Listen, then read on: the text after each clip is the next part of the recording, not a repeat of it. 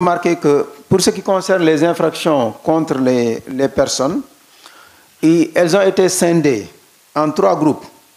Il y a les atteintes à la vie, les atteintes à la vie qui concernent les menaces de mort, les homicides volontaires, les tentatives de meurtre, les infanticides et autres tentatives d'infanticide. Et ces infractions contre les atteintes à la vie privée sont dénombrées à 420, ce qui représente 17,80% parmi les infractions contre les personnes. En dehors de ces infractions-là, il y a les coups et blessures qui concernent les violences à ascendant, les voies de fait, les coups et blessures volontaires. Et ces infractions ont été dénombrées à 1624, soit 68,84%. Et en dernier lieu, nous avons les atteintes aux mœurs qui concernent les viols et tentatives de viol, les harcèlements, les actes contre nature, les attentats à la pudeur, qui sont au nombre de 315, soit 13,35%. Donc, en dehors de cette catégorie, nous avons la cybercriminalité. Donc, dans le cadre de la lutte contre la cybercriminalité, la police a dénombré 3902 plaintes. Et dans ces 3902 plaintes, il y a 223 qui ont été élucidées, ce qui a abouti au déferment de 194 personnes. Et parmi ces personnes-là, il y a eu 169 Sénégalais et 25 étrangers. Les infractions contre les abus et trafics de drogue qui interpellent tous les services opérationnels, notamment le Cortis, la DEPAF, la DSP, la DPJ. Ces infractions aussi nous permettent de voir que entre 2024 et 2023, la tendance est approximativement la même. Il y a eu des pics sur certaines catégories de drogue. Par contre, sur d'autres catégories, il y a des baisses considérables. C'est ainsi que, par exemple, nous avons noté que pour ce qui concerne l'utilisation du chanvre indien, qui est produit ici exactement au Sénégal et dans les pays environnants, on est arrivé à plus de 5 tonnes, contrairement à l'année dernière où on en était à peu près 4 tonnes. Donc effectivement, il s'agit de 5,250 tonnes qui ont été saisies donc, par les services opérationnels de la police. En dehors de ça, nous avons remarqué que sur certaines catégories de drogue, notamment les substances psychotropes, il y a une progression très importante de plus de 154%. Et les psychotropes, ce sont les médicaments, les tramadol, rivadrol, etc. Les médicaments qui sont utilisés généralement au niveau de la frontière sud-est du pays. À côté de ça, il y a aussi l'ecstasy qui a connu exactement donc, la même tendance. Mais à contrario, on a vu que l'utilisation exactement des cannabis électroniques a fortement chuté. De même que les infractions sur la culture donc de certaines drogues telles que le chanvre indien.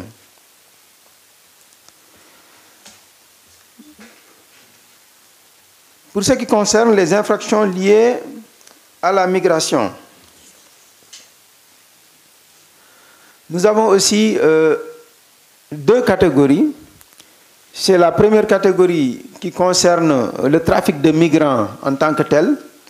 Et la deuxième catégorie, c'est toutes les infractions qui sont liées exactement à cette migration. Dans la première catégorie, nous avons le trafic de migrants par air, le trafic de migrants par terre et le trafic de migrants par mer. Dans ce groupe, Nous avons pu recenser l'interpellation par les services de la police de 4630 personnes. Et sur ces 4630 personnes, 280 ont été effectivement déférés. Et dans ce nombre-là, il y a 252 Sénégalais et 28 étrangers. Il n'y a pas de mineurs dans donc, les personnes qui ont été déférées pour trafic de migrants. Pour les infractions connexes au trafic de migrants, à la migration irrégulière, notamment le faux et usage de faux, la traite des personnes, l'usurpation d'identité, l'escroquerie au visa, le séjour irrégulier, l'embarquement clandestin, la contrefaçon, la mise en danger de la vie d'autrui, on a totalisé 606 interpellations. Et sur ce nombre-là, 206 personnes ont été finalement déférées, dont 92 Sénégalais et 114 étrangers. Sur ce rubrique-là aussi, il n'y a pas de mineurs. Si on en vient maintenant au niveau de la police administrative, qui est marquée par essentiellement les activités de la DST et de la DSP, il s'agit exactement des activités liées au jeu de hasard en ce qui concerne la surveillance du territoire, bien entendu, au contrôle des armes et munitions, au suivi des réfugiés, ainsi qu'aux enquêtes relatives aux enquêtes de moralité, aux enquêtes sur les syndicats, aux demandes de reconnaissance d'associations, aux demandes de naturalisation, aux demandes d'autorisation d'exploitation des débits de boissons et d'ouverture de sociétés de gardiennage. La DST a réalisé donc un travail très important, ce qui a permis d'obtenir sur exactement les 72 demandes qui ont été effectuées cette année en ce qui concerne les agréments. Il y a eu finalement pas d'autorisation qui a été donnée pour ce qui concerne les demandes d'agrément pour les casinos. Donc, au total, sur 2472 exactement dossiers qui ont été reçus par la DST, il y a 1715 demandes d'autorisation de port d'armes ou de détention d'armes. Et par rapport à ces demandes qui ont été reçues, il y a eu 432 permis qui ont été accordés, dont 297 pour port d'armes et 135 pour détention. Mais il y a eu en contrepartie 203 demandes d'autorisation de port et de détention d'armes qui ont été rejetées. La DST a eu aussi à recevoir beaucoup de demandes de transit de substances dangereuses, notamment 39 demandes. Elle a eu à recevoir également des demandes d'utilisation de drones, notamment 99. Mais ces dossiers ont été traités et sont toujours exactement donc dans le circuit. La DST a délivré 2685 permis temporaires de chasse et elle a renouvelé 888 permis, dont 452 demandes de port d'armes et 436 demandes de détention.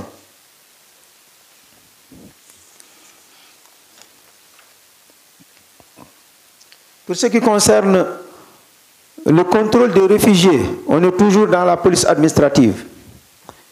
Il y a eu 612 demandes qui ont été enregistrées.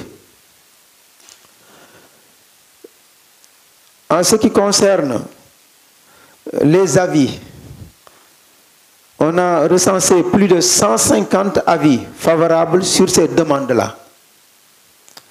Mais il y a eu plus de 350 demandes qui ont été rejetées.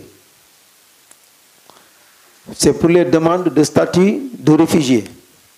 Et parmi ces réfugiés-là, on en a renvoyé plus de 50 donc, au niveau donc, des pays étrangers, leur porte d'entrée. Le tableau 5 que nous avons parle donc des activités qui sont enregistrées par les services déconcentrés de la DST au niveau des régions. Au niveau des régions, les services déconcentrés de la DST ont été très actifs.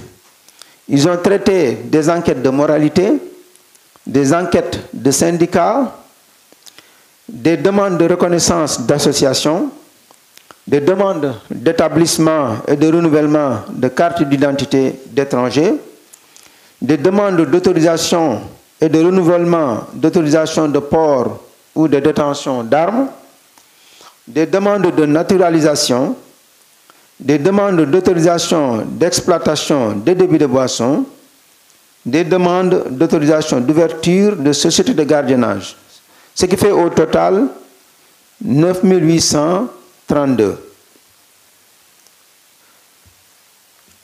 Toujours dans le cadre de la police administrative, le groupement mobile d'intervention a aussi été très actif. Il a reçu plusieurs demandes donc pour des activités diverses, notamment pour des services d'ordre et de sécurité, pour des jalonnements, pour des services de garde, pour des sécurités, pour des renforts pour les commissariats, pour les services exactement des navétanes et championnats, et pour des opérations mixtes. Donc le total des demandes reçues qui ont justifié ces sorties donc s'élève à 44 512 sorties.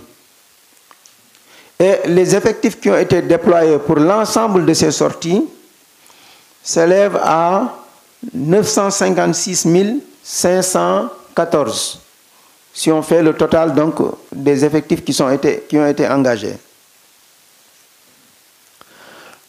Le troisième point porte sur la sécurité routière.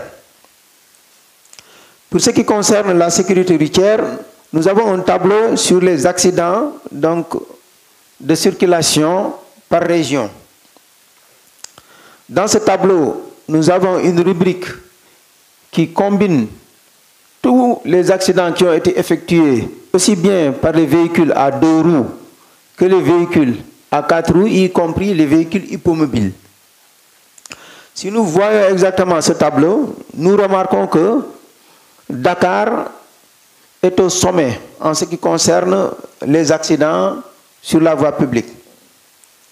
Aussi bien pour les accidents matériels, corporels que mortels. À Dakar, les accidents matériels ont été estimés à 3 706, les accidents corporels à 2 870 et les accidents mortels à 127. Et Dakar est suivi donc dans cette tendance-là par la région de Thiès, qui a 809 accidents matériels, 907 accidents corporels et 50 accidents mortels. Donc le total des accidents qui ont été recensés sur le plan national par la police s'élève à 5 945 accidents matériels, 6 375 accidents corporels et 290 accidents mortels. Mais si nous faisons le rapport entre l'implication des véhicules à 4 roues et les véhicules à 2 roues, nous voyons que le pourcentage d'accidents causés par les véhicules à 4 roues est plus important. Par exemple, si nous prenons les accidents matériels, les véhicules à 4 roues sont impliqués sur 79,7%, alors que les véhicules à 2 roues sont impliqués sur 20,03% des accidents, donc avec dégâts matériels. Pour les accidents avec dégâts corporels, nous voyons que les véhicules à 4 roues sont impliqués à 50,71%, alors que les véhicules à 2 roues sont à 49,29%. Et pour les accidents mortels, les véhicules à 4 roues sont impliqués jusqu'à 50,69%, alors que les véhicules à 2 roues s'arrêtent à 49,31%.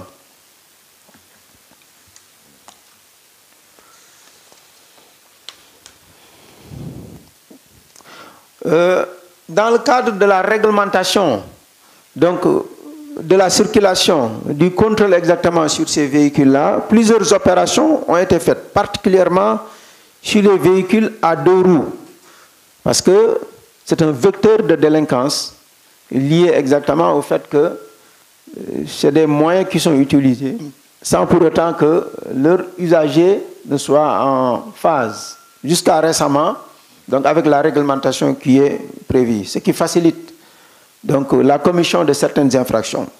La police a multiplié ses opérations sur les véhicules à 2 roues, particulièrement à Dakar, où nous avons 361 opérations qui ont été menées, et également aussi à Tambacounda, où 201 opérations exactement ont été menées. À Thiès, malheureusement, malgré les opérations effectuées, le nombre de vols sur exactement les véhicules à 2 roues a culminé.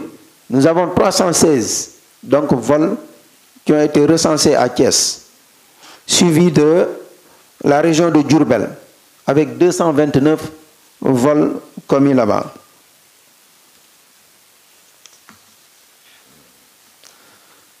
On en vient maintenant à la police spéciale, qui est marquée par la lutte contre la piraterie et la contrefaçon, et la police touristique.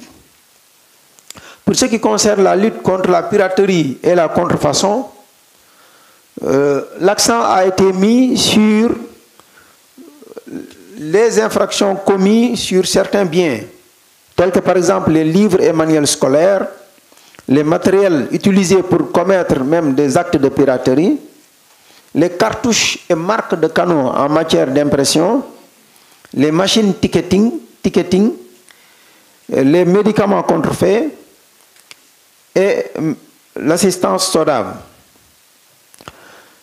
Si nous cumulons exactement le nombre d'opérations qui ont été effectuées et les saisies qui ont été réalisées, ça s'élève au total à 47 589 saisies, réalisées en matière de lutte contre la piraterie et la contrefaçon. Pour ce qui concerne la police touristique, le commissariat spécial du tourisme a fait plusieurs opérations au niveau des régions de Dakar, région de Mbour et au niveau des sites touristiques. Pour ce qui concerne les réceptifs hôteliers, 2070 contrôles ont été effectués, dont 923 parmi ces complexes hôteliers ne sont pas en règle. Et les motifs de ces irrégularités-là sont le défaut d'agrément et d'autorisation d'ouverture à l'exploitation, le défaut de registre ou la non-transcription des clients sur les fiches de police et les registres d'hôtels, et le non-versement de la taxe de promotion touristique. Il y a aussi des demandes d'ouverture d'agences qui ont été adressées au commissariat spécial du tourisme. Il y a eu 24 dossiers d'enquête de moralité pour voir s'il faut autoriser ces complexes touristiques hôteliers. Il y a des demandes aussi de prolongation, d'extension de certains complexes hôteliers pour avoir exactement des heures de fermeture de restaurants. Et ce nombre d'enquêtes-là s'élève à 12.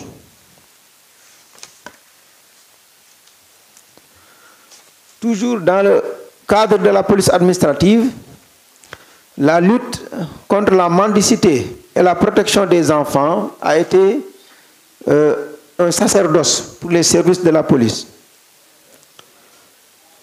Ce qui permet donc d'avoir ce tableau, le graphique, qui montre que sur les opérations effectuées par la police, les interpellations les plus importantes ont porté sur des mineurs âgés de 0 à 5 ans. Donc suivis par des mineurs d'une tranche d'âge entre 11 et 18 ans. Mais l'essentiel de ces mineurs mendiants, de cette mendicité-là, concerne des Sénégalais. Si nous faisons la classification par nationalité, il y a plus de mendiants sénégalais que de mendiants d'autres nationalités. Mais si nous faisons le cumul des mendiants étrangers, il dépasse de loin exactement les mendiants qui ont été interpellés avec la nationalité sénégalaise. Par exemple, nous avons interpellé 51 mendiants, alors que le total des mendiants étrangers est de 85.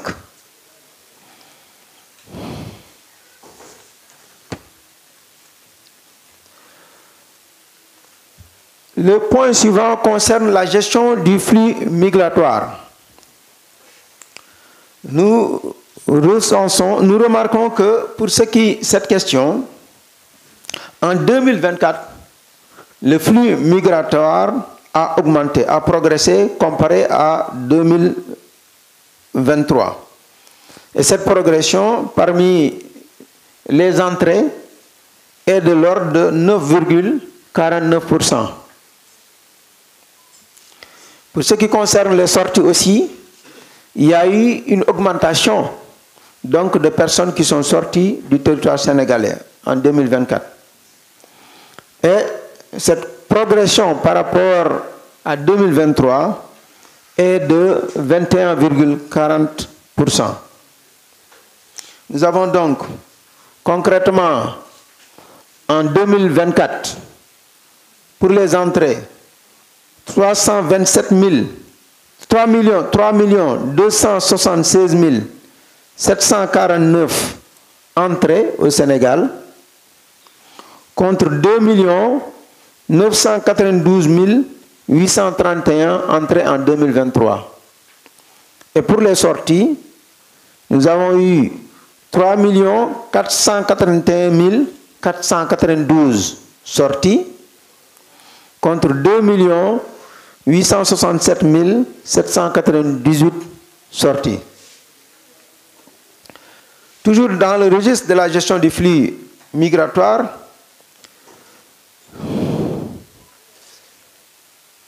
nous avons recensé exactement les infractions qui concernent donc cette catégorie-là.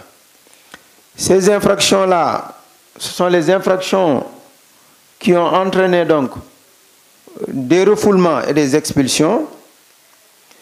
Et sur ce registre, nous avons 844 Sénégalais qui ont été refoulés et 330 qui ont été expulsés donc des autres pays. Et le Sénégal a eu à refouler 497 étrangers. Est-ce que ça vaut la peine de préciser les nationalités? Ah, d'accord. Okay. Donc, et les motifs, c'est la falsification de documents de voyage ou de titres de voyage, l'usurpation d'identité, l'insuffisance de ressources et le refus de transit. Il y a eu aussi donc, des étrangers qui n'ont pas été admis au Sénégal, qui sont placés dans la catégorie C. Et la catégorie C, c'est l'autorisation préalable obligatoire avant exactement d'accéder au pays. Donc des étrangers qui figurent dans cette liste-là, qui n'ont pas eu les autorisations pour venir au Sénégal, qui n'ont pas été autorisés à entrer sur le territoire. Parmi eux, Il y a eu 98 réfugiés à qui on a refusé exactement l'accès. Il y a eu 51 Somaliens. Et il y a eu des ressortissants de pays asiatiques. Le motif, c'est toujours aussi le défaut de documents de voyage valables, l'absence de visa d'entrée, l'absence d'autorisation parentale, la tentative d'entrée irrégulière, donc par des passages à des points non officiels.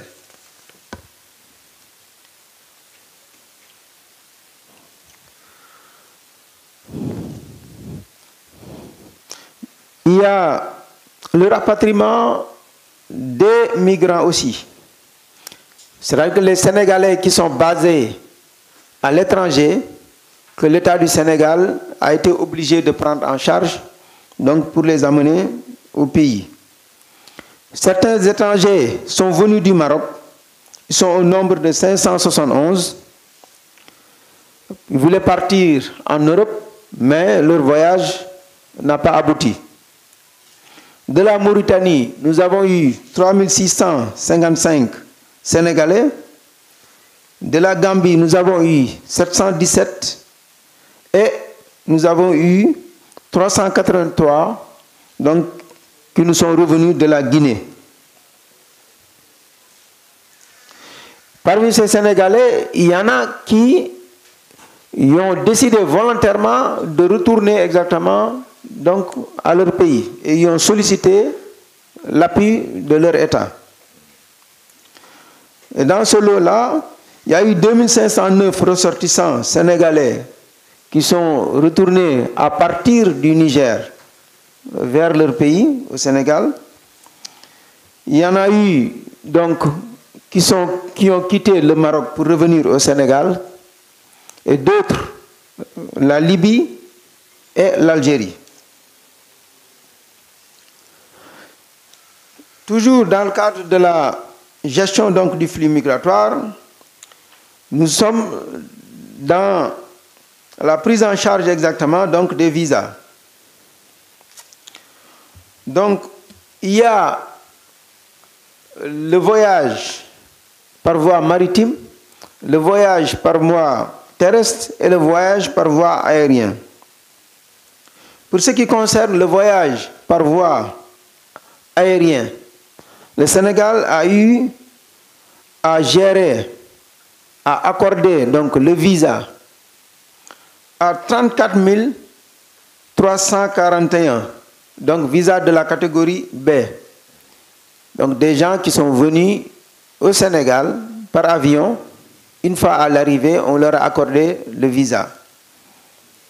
Et il y a eu des gens qui ont cherché le visa avant de venir, d'embarquer exactement pour venir au Sénégal, à partir de l'étranger. Ils sont 5623. Pour ce qui concerne la catégorie C, c'est-à-dire que ceux dont l'obtention du visa est obligatoire avant de prendre l'embarquement. Parce que la première catégorie, c'est la catégorie B, c'est facultatif. Vous pouvez venir à l'intérieur du pays et vous le faire accorder. Mais pour la catégorie C, il faut obligatoirement avoir l'autorisation du ministre de l'Intérieur avant d'embarquer.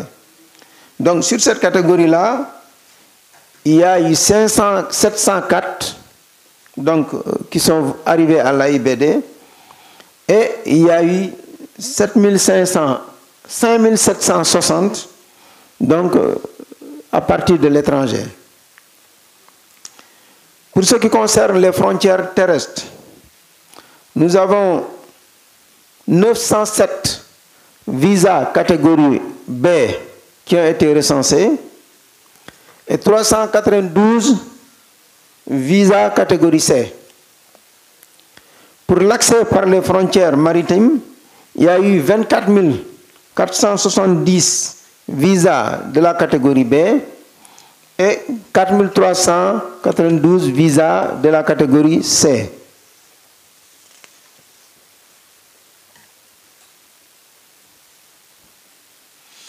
La gestion exactement donc des frontières, du flux migratoire aussi s'accompagne de la sécurisation des frontières. Et c'est marqué par des patrouilles terrestres, des patrouilles exactement maritimes, patrouilles fluviales, etc., des patrouilles mixtes. Et le nombre de patrouilles qui a été effectué par les forces de police sénégalaises s'élève à 5137. Et pour ce qui concerne les patrouilles aériennes, elles ont été effectivement réalisées grâce à des drones.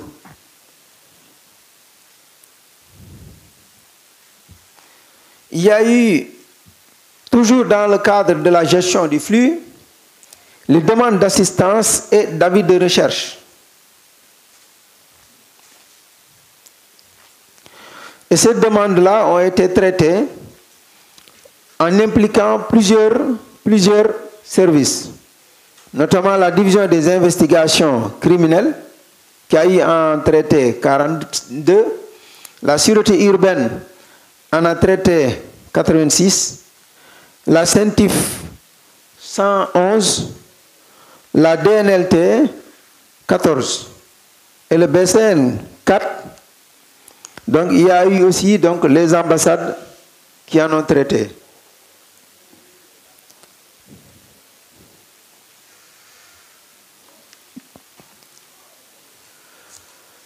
Pour ce qui concerne donc les avis de recherche, la DEPAF a eu à traiter 2643 demandes pour les individus impliqués dans les affaires judiciaires par divers services internes.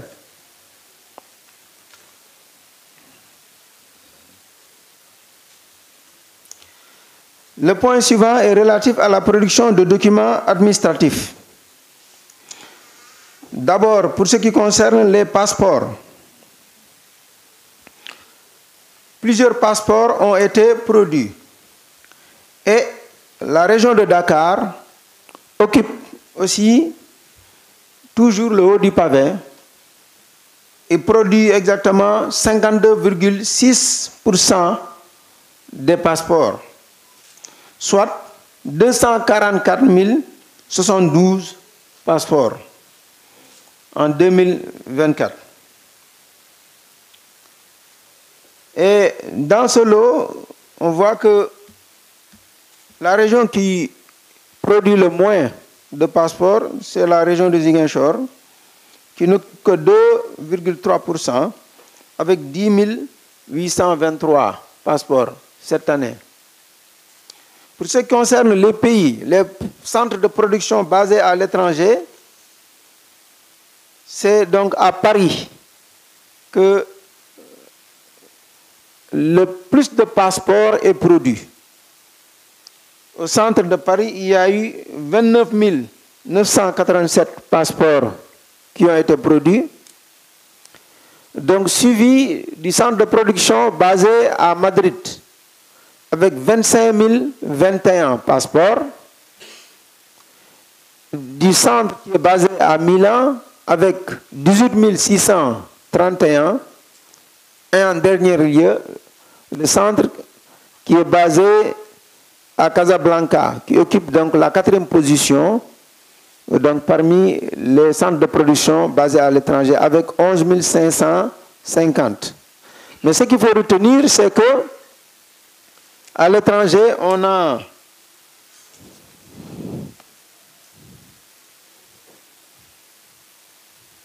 On a 8 centres de production de passeports. Je vous ai donné que donc les 4 premiers pays où on produit le plus de passeports. Pour ce qui concerne les documents de transport, la 4e section, basée au commissariat central, a délivré 80 546 documents de transport, notamment 46 492 actes de vente de véhicules, 5 209 licences de taxi, 961 livrets de conducteurs et 12 082 certificats de perte relatifs aux documents de transport. Pour ce qui concerne les cartes d'identité, 433 662 dépôts ont été enregistrés donc sur le territoire national. Et il y a eu dans ce lot 64% de retrait, soit 278 557 retraits.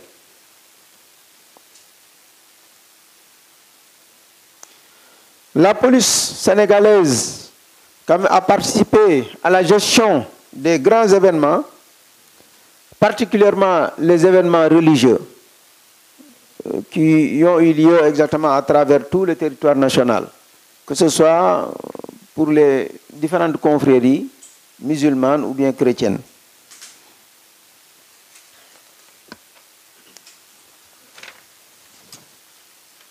Je vais terminer le dernier point de ce rapport 2024 sur les perspectives. Donc, sur la base du rapport 2024, les perspectives qui ont été dégagées dans la montée en puissance de la police donc, se présentent comme suit. Il s'agit de la création des directions régionales au niveau des pôles identifiés pour assurer une meilleure coordination de l'ensemble des services de police au niveau territorial. Il s'agit aussi de la poursuite du mariage du territoire avec des unités spécialisées grâce à l'activation des unités spéciales de patrouille aux frontières et la création de la Division nationale de lutte contre la fraude documentaire et à l'identité. La modernisation des contrôles aux frontières devra inclure un dispositif électronique de contrôle des visas via le Sécuriport, ainsi que l'amélioration des infrastructures, notamment la construction donc, de postes frontaliers, l'électrification, le renforcement de la surveillance maritime et fluviale. Donc l'autre point dans ces perspectives, c'est la poursuite du renforcement du parc automobile, donc qui doit passer par l'acquisition de moyens roulants pour relever le niveau opérationnel des services de police, notamment des motos, des quads et des véhicules. Le quatrième point, c'est le renforcement des capacités. Ce renforcement des capacités doit mettre l'accent sur les ressources humaines et logistiques, sur le développement donc, de capacités techniques avancées, et le renforcement de coopération avec les partenaires nationaux et internationaux. Donc la cartographie des points de trafic et la modernisation des outils de surveillance, notamment donc, les drones, logiciels exactement de reconnaissance, les bodycams, et tous ces équipements-là seront des leviers essentiels pour l'amélioration. Donc, on vise, à travers donc, le renforcement des capacités, à moderniser donc, le service de communication, à renforcer effectivement donc, cette coopération avec donc, les partenaires nationaux et internationaux, à mettre en service un nouveau laboratoire d'ADN, à dématérialiser donc, les procédures donc, au niveau de la police. Donc, je viens de vous présenter le rapport de la police pour ses activités durant l'année 2024. Je vous remercie. Monsieur le directeur général, c'est bien. Félicitations pour votre belle présentation.